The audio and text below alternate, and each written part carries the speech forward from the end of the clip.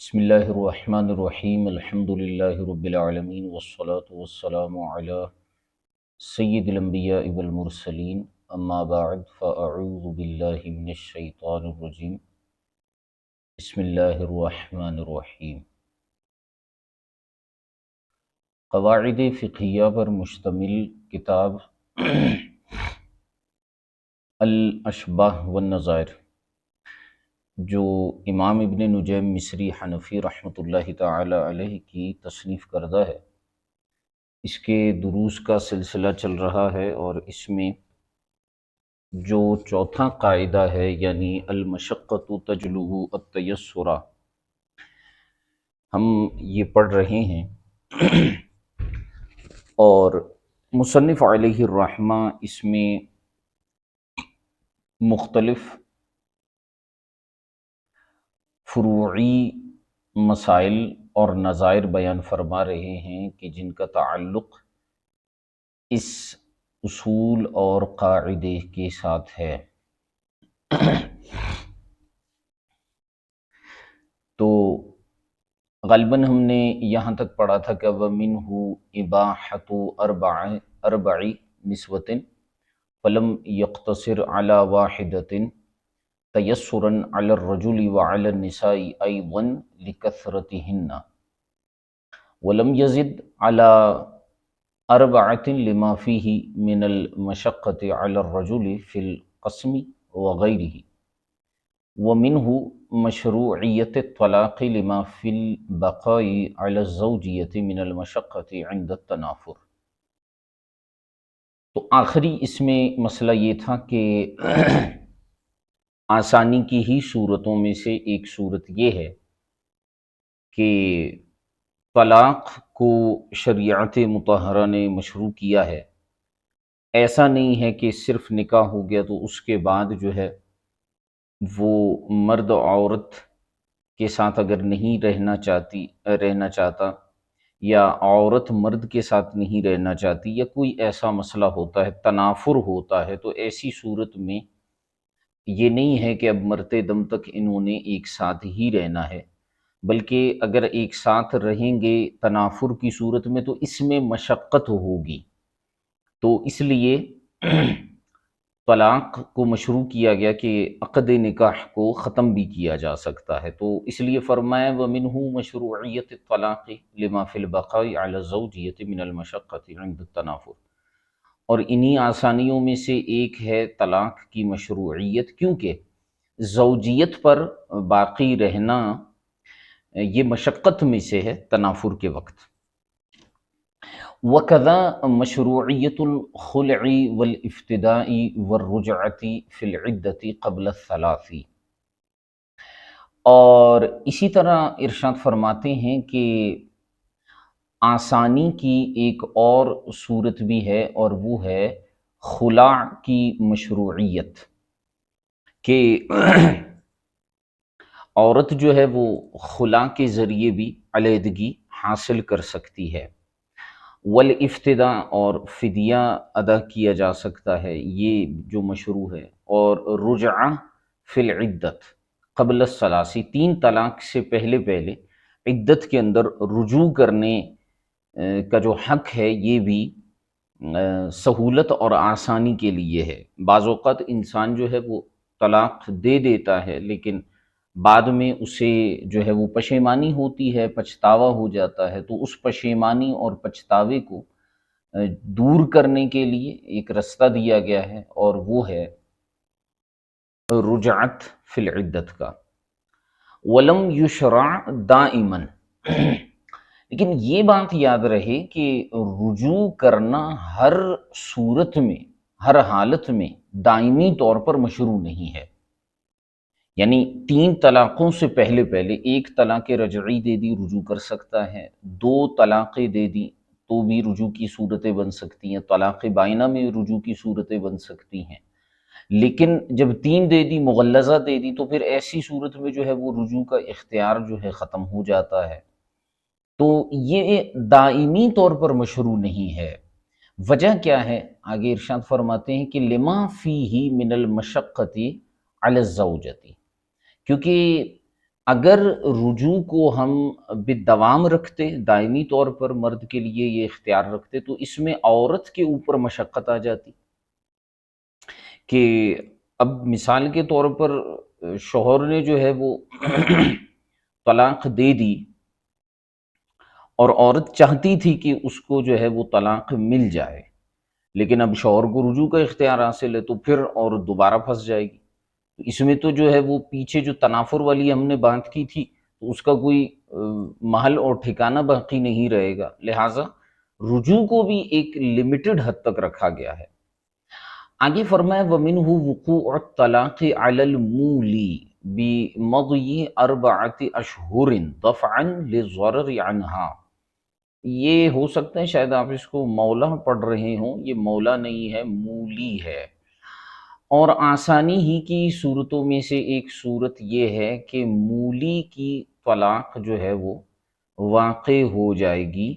بِمَضْيِ 4 أشهر، 4 ماہ گزرنے کے بعد۔ آپ نے کتاب الایلا پڑھا ہوگا یا ایلا کے متعلق احکامات کچھ نہ کچھ پڑھے ہوں گے۔ ایلا یہ ہوتا ہے کہ شوہر قسم کھا لیتا ہے کہ میں جو ہے وہ اپنی بیوی کے قریب نہیں جاؤں گا، یا اس کو اپنے اوپر حرام کر لیتا ہے۔ تو پہلے کے زمانے میں تو اس کو، یعنی جو زمانے ہے جاہلیت میں اہل عرب اس طرح کیا کرتے تھے، تو اس وقت اسے طلاق شمار کر لیتے تھے وہ، لیکن ہم اس کو باقاعدہ سے طلاق شمار نہیں کرتے، اور اس عمل کو ایلا کہتے ہیں۔ اور اس میں یہ ہے کہ جو بھی اس کو ختم کرنے کے معاملات ہیں، کفارات ہیں، یا جو بھی مدت ہے اس کی، وہ جو ہے ہوگی، تو پھر جو ہے معاملات درست ہو جائیں گے۔ تو ایلا کرنے والے کو مولی کہا جاتا ہے، ٹھیک ہے۔ تو آسانی کے ہی رستوں میں سے ایک رستہ ہے، اور وہ یہ ہے کہ یہ جو ایلا کی صورتحال ہوتی ہے، اس میں اللہ آپ کا بھلا کرے، 4 ماہ گزر جانے کے بعد اس کی طلاق جو ہے، اس کی جانب سے طلاق جو ہے وہ واقع ہو جاتی ہے، اور اس کا حکم لگ جاتا ہے۔ کیوں؟ دفعاً للضرر عنہا، عورت سے ضرر کو دور کرنے کے لیے۔ عورت سے یہاں پہ ضرر یوں دور ہو سکتا ہے کہ جیسے مثال کے طور پر ایلا کیا گیا، اب شوہر اس ایلا کا معاملہ ختم نہیں کر رہا، اب حرمت بھی واقع ہے، موجود ہے، اور عورت کسی اور سے نکاح بھی نہیں کر سکتی، اور جو ہے وہ شوہر بھی ایلا کو ختم نہیں کر رہا۔ تو ایسی صورت میں عورت کے اوپر ضرر اور مشقت آ جاتی ہے، اس لیے اس کے اس ضرر کو اور مشقت کو دور کرنے کے لیے حکم یہ بنا کہ 4 ماہ تک اگر اس کو ختم نہیں کیا گیا تو ایسی صورتحال میں خود بخود طلاق واقع ہو جائے گی۔ اب عورت جو ہے وہ عدت گزار کے نکاح کر سکتی ہے۔ وَمِنْهُ مَشْرُوعِيَّةُ الْكَفَّارَةِ فِي الظِّهَارِ وَالْيَمِينِ تَيَسُّرًا عَلَى الْمُكَلِّفِينَ۔ اور انہی آسانیوں میں سے ایک آسانی یہ بھی ہے کہ زہار میں اور قسموں میں، زہار کا بھی آپ کو بتا دیا گیا ہے، یمین اور قسموں کے اندر جو ہے وہ کفارے کو رکھا گیا۔ یعنی اگر کسی نے زہار کر لیا تو شریعت مطہرہ نے کفارے کی صورتیں بیان کی، کسی نے قسم کھا لی پھر اس کو توڑ دیا، حانث ہو گیا، تو ایسی صورت میں بھی کفارے کی صورتیں بیان کر دی گئی۔ کیوں کی گئی ہیں یہ صورتیں بیان؟ فرماتے ہیں کہ تیسراً علی المکلفین، مکلفین کے اوپر جو ہے وہ آسانیاں پیدا کرنے کے لیے۔ اگر کوئی کفارے کی صورت ہی نہ ہوتی تو مکلف جو ہے وہ کیا ہوتا؟ مکلف شخص جو ہوتا وہ ہمیشہ ہی گناہوں کے اندر مبتلا رہتا، اس کے اوپر گناہ بڑھتے چلے جاتے۔ وَكَذَا التَّخْيِيرُ فِي كَفَّارَةِ الْيَمِينِ، اور دوسری بات یہ ہے کہ کفارہ یمین کے لیے کے اندر تخییر رکھی گئی ہے، بھائی یہ کر سکتے ہو تو کر لو، یہ نہیں کر سکتے تو یہ کر لو۔ روزہ رکھ سکتے ہو تو اچھی بات ہے، روزہ رکھو، ورنہ مسکینوں کو کھانا کھلا دو، ٹھیک ہے، یا ان کو رقم دے دو۔ تو یہ کفارہ یمین کے اندر جو ہے وہ تخییر کو رکھا گیا، اختیار کو رکھا گیا، بخلاف بقیت الکفارات، برخلاف دیگر کفارات کے۔ اب کفارہ زہار ہے، اس میں جو ہے یہ نہیں ہے کہ آپ جو ہے وہ مطلب آپ کو کئی چیزوں میں اختیار دے دیا جائے، یا دیگر معاملات ہیں ان میں اختیارات کا دائرہ کار کم رکھا گیا ہے، کیوں؟ وجہ کیا ہے؟ کفارے تو دونوں میں ہیں، تو یہاں پر کیا وجہ ہے؟ فرماتے ہیں کفارہ یمین میں تخییر کو اس لیے رکھا گیا لتکررہا، کیونکہ کفارہ یمین جو ہے اس کا معاملہ بہت زیادہ ہوتا ہے، لوگ قسمیں بہت زیادہ کھاتے ہیں، تکرار اس کی بہت ہوتی ہے، اس لیے اس میں بھی تخییر کو آسانی کے لیے رکھا گیا، جبکہ دیگر جو کفارات ہوتے ہیں، زہار ہے یا دیگر کفارات ہیں، وہ بہت کم جو ہے وہ وقوع پذیر ہوتے ہیں۔ فرمایا بخلاف بقیت الکفارات لندرت وقوعہا، کیونکہ ان کا وقوع ہونا شاذ و نادر ہے، تو اس لیے جو ہے ان میں پھر تخییر جو ہے وہ نہیں رکھی گئی۔ ومشروعیت التخییر فی نظر معلق، اور اسی طرح نظر معلق میں نظر معلق ایسی منت کو کہا جاتا ہے جسے کسی چیز پر معلق کیا جائے، ایک نظر مطلق ہے، ایک نظر معلق ہے۔ نظر مطلق یہ ہے کہ کوئی شخص کہتا ہے کہ میں یہ منت مانتا ہوں مثال کے طور پر کہ میں جو ہے وہ جمعے کے دن روزہ رکھوں گا، یہ نظر مطلق ہے۔ ایک ہے نظر معلق، وہ یہ ہے کہ اگر یوں ہوا تو میں جو ہے وہ روزہ رکھوں گا۔ تو نظر معلق جو ہوتا ہے جسے کسی شرط کے ساتھ، کسی چیز کے ساتھ جو ہے وہ معلق کیا جائے، اس کے بارے میں فرماتے ہیں وہ مشروعیت التخییر فی نظر معلق بشرط لا يراد كونه بین کفارۃ الیمین والوفاء بالمنظور علی ما علیہ الفتوی۔ فرماتے ہیں کہ ایسی منت، ایسا نظر جس میں اس منت کو ایسی شرط پر معلق کیا جائے کہ جس کا وجود جو ہے، یعنی جس کا ہونا جو ہے وہ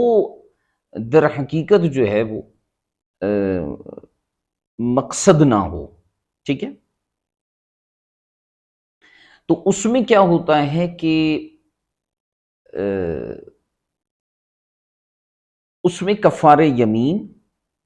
اور وہ منت جس کو ذکر کیا گیا ہے اس کو پورا کرنا، ان دونوں کے درمیان اختیار دیا جاتا ہے۔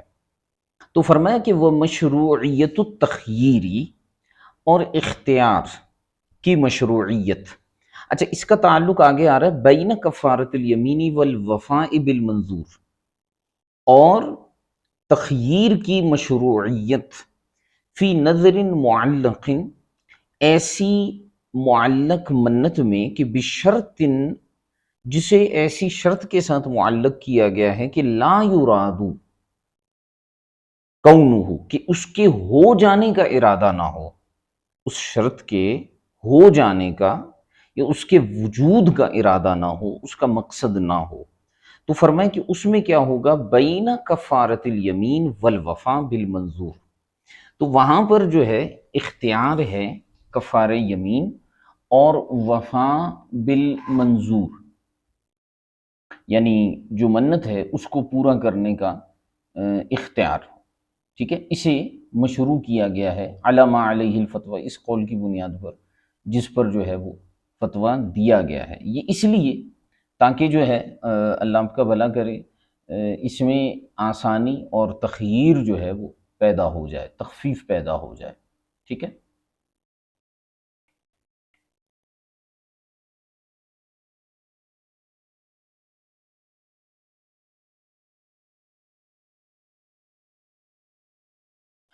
اچھا، اس میں جو ہے وہ حاشیہ موجود ہے حموی کا، یہ حاشیے میں دیکھیں مثال انہوں نے یہاں پر دی ہے قولہ بشرط لا یراد کونہ۔ امام صدر شریعہ کی شرح الوقایہ میں یہ بات مذکور ہے، یہ مسئلہ مذکور ہے کہ ان کان شرط امرا حراما، اگر کوئی شخص جو ہے وہ ایسی شرط لگاتا ہے جو حرام ہو، ایسا کام ہو جس کا تعلق حرمت کے ساتھ ہو، ٹھیک ہے؟ تو اس کے بارے میں کیا فرمایا کہ مثال کے طور پر ان زنیتو مثلا، جیسے کسی نے کہا کہ اگر میں نے زنا کیا تو میں یوں کروں گا بطور منت کے، جیسے مثال کے طور پر اگر کوئی کہتا ہے اگر میں نے زنا کیا تو میں جو ہے فلاں دن روزہ رکھوں گا، تو اب فرماتے ہیں ینبغی ان لا یتخیر، تو بہتر تو یہ ہے کہ اسے جو ہے وہ اختیار نہیں دیا جائے، ٹھیک ہے، لأن التخییر تخفیف والحرام لا یوجب التخفیف، تو فرماتے ہیں کیونکہ تخفیف جو ہے، تخییر جو ہے وہ تخفیف ہے، اور حرام جو ہے وہ تخفیف کو لازم نہیں کرتا، ٹھیک ہے۔ تو بہرحال اگر ایسا کوئی کام ہے جو اس کا ارادہ تو نہیں ہے لیکن وہ حرام بھی نہیں ہے، گناہ کا کام بھی نہیں ہے، تو اس میں اسے جو ہے انہوں نے جیسے کہ فرمایا مفتہ بھی قول کے مطابق کفارہ یمین اور وفا بالمنظور، ان کے درمیان جو ہے اسے اختیار دیا جائے گا کہ اگر وہ کام پورا ہو گیا تو یا تو وہ کفارہ یمین دے دے، یا جو وفا بالمنظور کا معاملہ ہوتا ہے وہ ادا کرے۔ یہ تخییر بھی آسانی کے لیے دیا گیا ہے۔ اچھا، اس کے بعد ارشاد فرماتے ہیں کہ وَإِلَيْهِ رَجَعَ الْإِمَامُ قَبْلَ مَوْتِهِ بِسَبْعَةِ أَيَّامٍ، ارشاد فرماتے ہیں کہ امام اعظم ابو حنیفہ رحمۃ اللہ تعالی علیہ نے اپنی وفات سے 7 دن پہلے اسی قول کی طرف رجوع فرما لیا تھا، یعنی آپ نے اسی موقف کو اختیار فرما لیا تھا، ٹھیک ہے۔ اچھا، وَمِنْهُ مَشْرُوعِيَّةِ الْكِتَابَةِ لِيَتَخَلَّصَ الْعَبْدُ مِنْ دَوَامِ الرِّقِّ لِمَا فِيهِ مِنَ الْعُسْرِ، آسانی کی صورتوں میں سے ایک اور صورتحال ارشاد فرماتے ہیں، اور وہ یہ ہے کہ کتابت، یہ جو غلامی کے اندر جو ہے مکاتب غلام بنایا جاتا ہے، یہ مشروع ہے، یہ بھی فرماتے ہیں تیسر اور آسانی میں سے ہے، تاکہ لیتخلص العبد من دوام الرق، تاکہ غلام جو ہے وہ ہمیشگی کی غلامی سے بچ سکے، نکل سکے، لما فیہ من العسر، کیونکہ ہمیشہ غلام رہنے کے اندر بڑی مشقت اور مشکلات ہیں، تو شریعت مطہرہ نے ایک آسانی والی راہ نکال دی کہ آقا جو ہے وہ اس کے ساتھ عقد کتابت کر لے، اور اگر غلام اپنی آزادی چاہتا ہے تو ہمت کر کے اتنی رقم لے آئے اور آزاد ہو جائے۔ وَلَمْ يَبْطُلْهَا بِالشُّرُوطِ الْفَاسِدَةِ تَوَسُّعَةً، اور اسی طرح یہ جو عقد کتابت ہوتی ہے اسے شروط فاسدہ کے ساتھ باطل نہیں کیا گیا، توسعتاً، سہولت اور وسعت کے لیے، ٹھیک ہے، کہ مثال کے طور پر اگر جو ہے عقد کتابت کے اندر آقا نے کوئی شرط فاسد لگا دی، ٹھیک ہے، تو اس شرط فاسد کا اعتبار نہیں ہوگا، بہرحال عقد کتابت اپنی جگہ پر قائم رہے گا۔ مثال کے طور پر آقا نے اسے کہا کہ بھئی 10 لاکھ روپے لے کے آؤ، لیکن یہ 10 لاکھ جو ہے تم، شرط یہ ہے کہ جوئے سے کما کر لاؤ گے، تو ضروری تھوڑی ہے کہ وہ جوئے سے ہی کما کر لائے گا، بلکہ وہ کسی بھی طریقے سے وہ رقم لا کر اس کو دے سکتا ہے، جائز طریقے سے بھی کما کر دے سکتا ہے۔ آگے فرمائے وَمِنْهُ مَشْرُوعِيَّةِ الْوَصِيَّةِ عِنْدَ الْمَوْتِ، اور آسانی ہی کے رستوں میں سے ایک اور رستہ ہے، اور وہ ہے وصال اور انتقال کے وقت جو ہے وہ وصیت کرنا اور اس کا مشروع ہونا، لِيَتَدَارَكَ الْإِنسَانُ مَا فَرَطَ مِنْهُ فِي حَالِ حَيَاتِهِ، تاکہ انسان اس چیز کی تلافی کر لے، اس چیز کا تدارک کر لے جو اس سے زیادتی واقع ہوئی ہے اس کی زندگی کی حالت میں۔ بعض اوقات انسان سے جو ہے وہ کچھ ایسی زیادتیاں، کچھ ایسی کمیاں ہو جاتی ہیں جو جن کی اسے جو ہے وہ مرتے ہوئے بڑی تمنا رہتی ہے، اور دل کے اندر ایک ارمان رہ جاتا ہے کہ کاش میں یہ کر لیتا، کاش میں یہ کر لیتا، تو وصیت کو مشروع کیا گیا ہے۔ اب اگر وہ سمجھتا ہے کہ یار میں نے اپنے فلاں دوست کو، فلاں بیٹے کو، فلاں بھائی کو میں نے محروم کر دیا تھا، تو اب وہ جو ہے وصیت کر لے کہ بھئی جو وصیت والا میرا مال ہے اس میں سے میرے بھائی کو اتنا دے دیا جائے، فلاں کو اتنا دے دیا جائے، تو تاکہ مرتے ہوئے اسے اس چیز کا ارمان باقی نہ رہے اور وہ تلافی کر سکے، اسے ایک موقع ملے۔ وصح له في الثلث دون ما زاد علیہ دفعا للضرر الورثۃ، اور وصیت اب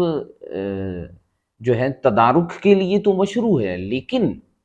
ثلث مال میں وصیت جاری ہو سکتی ہے، اس سے زیادہ میں جاری نہیں ہو سکتی۔ یعنی مال کے 3 حصے کیے جائیں گے، اور ایک حصہ جو ہے اگر اس نے کوئی وصیت کی ہے تو اس ایک حصے میں سے اسے پورا کیا جائے گا، اس کے علاوہ میں سے نہیں کیا جائے گا۔ یعنی مثال کے طور پر کسی نے کہا کہ بھائی میرا سارا مال جو ہے آپ لوگ فلاں کو دے دیں، تو یہ جائز نہیں ہوگا، درست نہیں ہوگا، ثلث میں سے اسے دیا جائے گا۔ کیوں ایسا کیوں نہیں کیا گیا کہ پورے کے پورے جو ہے مال میں وصیت کو جاری کرتے؟ فرمایا دفعا لضرر الورثۃ، جو اس کے ورثہ ہیں ان کے ضرر کو دور کرنے کے لیے، کیونکہ ورثہ کا حق بھی ہے تو ان کو بھی تو وراثت میں سے ملے گا، اس لیے اس ضرر کو دور کرنے کے لیے صرف ثلث مال میں وصیت کو جاری رکھا۔ حتی اجزناها بالجمیع عند عدم الوارث، ہاں فرماتے ہیں اگر کوئی وارث ہی نہ ہو اس کا تو پھر سارے کا سارا مال جو ہے وہ وصیت میں جاری ہو جائے گا، کوئی مسئلہ نہیں ہے، اس پر وصیت جاری ہو سکتی ہے، لیکن جب وارث نہ ہو، وارث ہیں تو پھر ان کا حق جو ہے وہ ثلث مال کے علاوہ میں بہرحال ہوگا۔ وَأَوْقَفْنَاهَا عَلَى إِجَازَةِ بَقِيَّةِ الْوَرَثَةِ إِذَا كَانَتْ لِوَارِثٍ وَأَبْقَيْنَا التَّرَكَةَ عَلَى مِلْكِ الْمَيِّتِ حُكْمًا حَتَّى تَقْضِيَ حَوَائِجَهُ يَتُقْضَى حَوَائِجُهُ مِنْهَا رَحْمَةً عَلَيْهِ وَوَسَّعْنَا الْأَمْرَ فِي الْوَصِيَّةِ۔ اچھا مزید اس میں ایک اور بڑی خوبصورت بات ارشاد فرمائی کہ ایک تو جو ہے وہ ثلث مال کی بات کی اور اس سے زائد مال کو وہ نہیں کیا، ہاں اگر کوئی وارث موجود ہی نہیں ہے تو تمام مال میں وہ وصیت جو ہے جاری ہو سکتی ہے۔ اچھا اگر کسی وارث کے لیے اس نے وصیت کی ہے، ٹھیک ہے، فرماتے ہیں کہ وَأَوْقَفْنَاهَا عَلَى إِجَازَةِ بَقِيَّةِ الْوَرَثَةِ، اگر اس نے کسی مخصوص اذا کانت لوارث، اگر کسی مخصوص وارث کے لیے وصیت کی ہے، یعنی اس کو وراثت میں سے بھی ملے گا اور وصیت کا بھی جو ذکر کیا ہے، تو اب کیا دونوں سے ملیں گے؟ تو فرمائیں کہ وَأَوْقَفْنَاهَا عَلَى إِجَازَةِ بَقِيَّةِ الْوَرَثَةِ، اس کو ہم نے باقی ورثہ کی اجازت پر موقوف کر دیا ہے۔ اذا کانت لوارث، جبکہ وصیت صرف ایک وارث کے لیے ہو۔ وَأَبْقَيْنَا التَّرَكَةَ عَلَى مِلْكِ الْمَيِّتِ حُكْمًا، اور جو ترکہ ہوتا ہے میت کا، جو میت نے جو ترکہ چھوڑا ہوتا ہے، فرماتے ہیں کہ وہ کس کی ملکیت پہ باقی رہے گا؟ فرماتے ہیں اسے ہم نے میت کی ملکیت پر حکمن باقی رکھا، میت کی ملکیت پر، گویا کہ وہ میت کی ہی ملکیت ہے۔ حتی تقضی حوائجہ منہا رحمتاً علیہ، یہاں تک کہ میت کی حاجتیں اس سے پوری کر لی جائیں، یعنی میت کی جو حاجتیں ہیں، کفن دفن وغیرہ جو بھی معاملات ہیں وہ پورے کیے جائیں، پھر اس کی ملکیت سے تقسیم کرنے کے بعد یہ چیزیں خارج ہو جائیں گی، اس کی رقم وغیرہ خارج ہوگی، رحمتاً علیہ، میت کے اوپر آسانی کرتے ہوئے۔ اگر ہم یہ براہ راست کہہ دیتے کہ اس کی ملکیت سے تو سب کچھ نکل گیا، تو پھر تو کوئی تقسیم بھی نہ کرتا، ہر کوئی اس کو لے لیتا اور میت ویسے ہی پڑی رہتی، کوئی اس کو ہاتھ بھی نہ لگاتا، اس کی تجہیز و تکفین بھی نہیں کرتا، کیونکہ لوگ یہی سمجھتے کہ جناب ہمارا تو اس کے ساتھ کوئی تعلق ہے ہی نہیں۔ وَوَسَّعْنَا الْأَمْرَ فِي الْوَصِيَّةِ، اور فرماتے ہیں کہ ہم نے وصیت کے اندر جو معاملہ ہے، ہم اس کو ہم نے جو ہے وہ وسعت دی ہے، اور اس میں وسعت کا طریقہ کار اختیار کیا ہے۔ فَجَوَّزْنَاهَا بِالْمَعْدُومِ، لہٰذا ہم نے معدوم چیز کی وصیت کو بھی جائز قرار دیا ہے، ٹھیک ہے۔ وَلَمْ نُبْطِلْهَا بِالشُّرُوطِ الْفَاسِدَةِ، اور ہم نے وصیت کو شروط فاسدہ کی وجہ سے باطل بھی قرار نہیں دیا، یعنی اگر شروط فاسدہ بھی لگائے جائیں تو شرط فاسد ہو جائیں گی، وصیت اپنی جگہ پہ باقی رہے گی۔ اور اگر معدوم چیز کی جو ہے وہ وصیت کرتا ہے موسی، تو پھر ہم اس کو بھی جائز قرار دیں گے، اور اس میں بھی پھر جو صورتحال بنتی ہے اس کو بھی ہم آگے جو ہے وہ بیان کر سکتے ہیں۔ معدوم چیز کی وصیت سے مراد مثال کے طور پر فار ایگزامپل ہم اس کو یوں لے لیتے ہیں، معدوم چیز کی اگر وصیت کو دیکھا جائے تو جیسے اگر کسی شخص کے پاس جانور ہیں اور ان کے بطون میں بچے ہیں، ٹھیک ہے، اور کچھ عرصے کے بعد جو ہے وہ ان جانوروں کے بچے پیدا ہوں گے، تو اب ایسی کنڈیشن اور ایسی صورتحال کے اندر جو ہے وہ جس شخص کا انتقال ہونے والا ہے وہ شخص یہ وصیت کر سکتا ہے کہ بھائی ان کے بچے فلاں فلاں کو دے دیے جائیں، ٹھیک ہے۔ وَمِنْهُ إِسْقَاطُ الْإِثْمِ عَنِ الْمُجْتَهِدِينَ فِي الْخَطْءِ وَالتَّيَسُّرُ عَلَيْهِمْ بِالْإِكْتِفَاءِ بِالظَّنِّ۔ اور آسانی ہی کے رستوں میں سے ایک آسانی یہ بھی ہے کہ جو مجتہدین ہوتے ہیں ان سے بعض اوقات مسئلے میں خطا واقع ہو جاتی ہے، تو ان سے وہ خطا کا جو گناہ ہے وہ ساقط ہوتا ہے اجتہاد کرنے میں۔ تو آپ نے یہ مشہور بات سنی ہوگی کہ جو مجتہد ہوتا ہے اس کے لیے اگر وہ درست مسئلے کا جواب بیان کرتا ہے اجتہاد کرتے ہوئے تو اس کے لیے دو نیکیاں ہیں، ایک نیکی ہے اجتہاد کرنے کی اور دوسری نیکی جو ہے وہ درستگی کی ہے۔ اور اگر بالفرض اس سے خطا بھی واقع ہو جاتی ہے تو کم از کم اسے ایک نیکی ملتی ہے جو کہ اجتہاد کرنے کی ہے۔ وَالتَّيَسُّرُ عَلَيْهِمْ، اور مجتہدین پر آسانی ہے، بالاکتفاء بالظن، گمان اور ظن اور قیاس پر اکتفا کرتے ہوئے، ٹھیک ہے، یعنی وہ گمان کے ذریعے ظن غالب کے ذریعے بھی جو ہے مسئلے کا حکم بیان کر سکتے ہیں۔ وَلَوْ كَلَّفُوا الْأَخْذَ بِالْيَقِينِ، اگر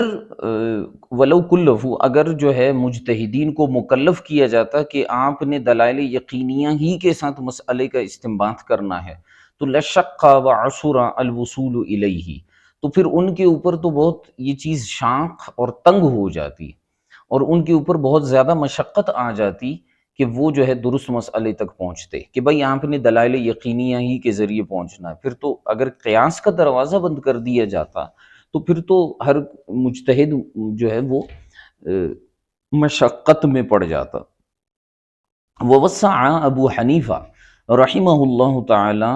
فی باب القضاء والشہادات تیسرا یا تیسیرا، اور امام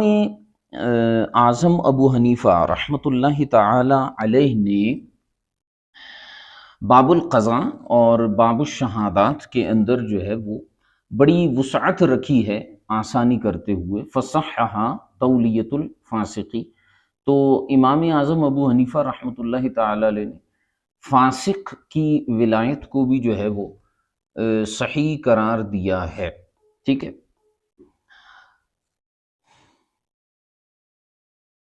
وقال ان فسقہ لا يعزلہ وانما یستحقہ، اور امام اعظم نے یہاں تک ارشاد فرما دیا کہ جو فاسق ہے اس کا فسق اسے معزول نہیں کرے گا، وانما یستحقہ، اور وہ مستحق رہے گا، ٹھیک ہے۔ اچھا، آج ہم اس کو یہیں تک رکھ لیتے ہیں، انشاءاللہ الکریم جو بقیہ گفتگو ہے وہ اس پر ہم کل دیکھیں گے۔ امید ہے کہ آج کا یہ سبق آپ کو اچھی طرح سے سمجھ میں آ گیا ہوگا۔ بقیہ انشاءاللہ الکریم جو سبق ہے وہ ہم کل دیکھیں گے۔ اگر آج کے سبق کے متعلق کوئی سوال وغیرہ ہے تو ارشاد فرمائیے۔ یہ جو سبق ہے جو ابھی ہم نے پڑھا ہے، اگر اس کے بارے میں کوئی سوال ہے تو ارشاد فرمائیے۔ تو یہ کہا ہے خلع اور افتداء میں فرق، یہ میں عرض کرتا ہوں آپ کو۔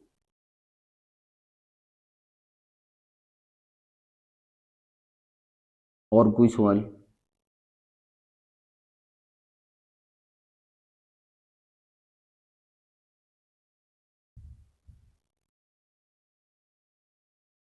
ان زنیت حسوم میں اختیار ہے، یہ جو شرح وقایہ والی عبارت گزری تھی، شرح وقایہ میں انہوں نے یہ فرمایا تھا کہ ان کانا الشرط امرن حرامن، اگر شرط امر حرام ہو کہ ان زنیت مثلا ینبغی ان لا یتخیر،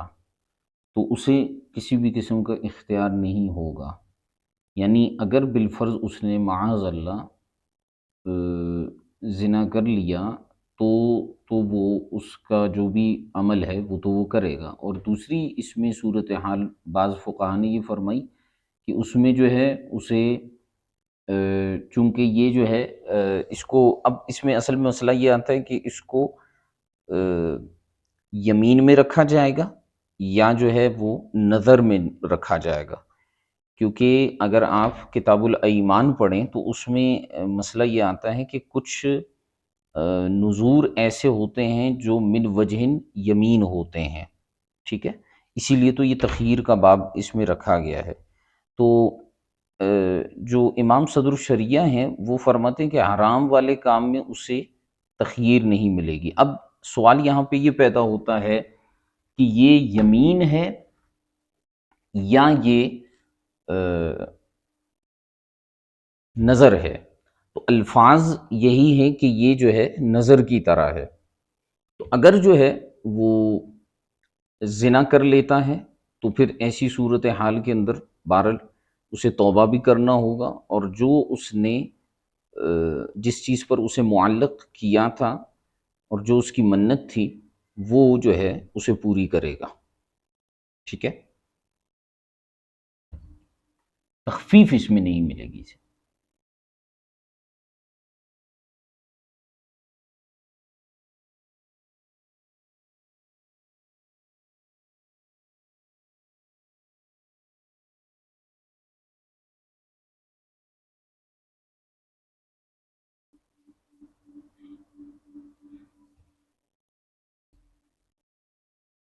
اچھا جی، اور کچھ؟